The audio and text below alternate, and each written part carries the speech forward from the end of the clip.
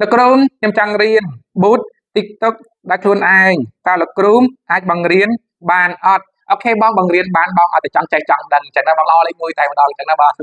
រៀន boot គឺបានបងល្អបងដល់ពេលចេះខ្លួនឯងនឹងបងចង់ boot ពេលណាក៏បានអញ្ចឹងណាបងលោកគ្រូបានបកស្រាយច្រើនហើយអញ្ចឹងណាបង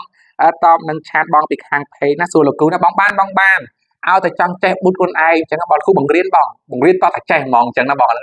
លោកគ្រូពេញចិត្តហ្មងណាមានបងប្អូនយើងក៏សួរថាលោកគ្រូចង់ boot ខ្លួនឯងបានអត់ចង់ boot TikTok បានអត់ចង់ឲ្យលោកគ្រូ boot ឲ្យបានអត់គឺបានបង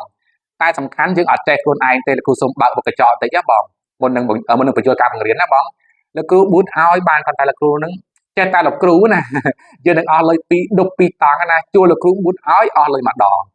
លុយចំណាយទៅលើការ boot TikTok ម្ដងទៀតអញ្ចឹងគឺវាពីរយើងពិបាកនឹងការត្រោបងពិបាកនឹងការរ៉ាប់រងអញ្ចឹងវាអស់ច្រើនអញ្ចឹងណាបងអញ្ចឹងបានលោកគ្រូគ្រប់ត្រូលហ្នឹងគឺឲ្យយើងចេះខ្លួនឯងទៅយើងចំណាយលុយយើងអស់សេវានៃការរៀនតែម្ដងទេតែម្ដងហ្នឹងទេអញ្ចឹងណា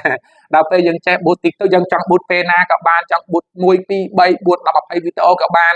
យើងចង់ boot ឲ្យគ្រួសារយើងក៏បានដែរអញ្ចឹងបងនេះដូចបងក៏សួរលោកគ្រូគឺបានលោកគ្រូមានបង្រៀនបងចែកចេញជា2វគ្គទី1បើសិនជាបងចង់មកសិក្សាផ្ទាល់ក៏បានដែរនៅទីតាំងលោកគ្រូបារីពេញហុចច្បារអំពៅភ្នំពេញ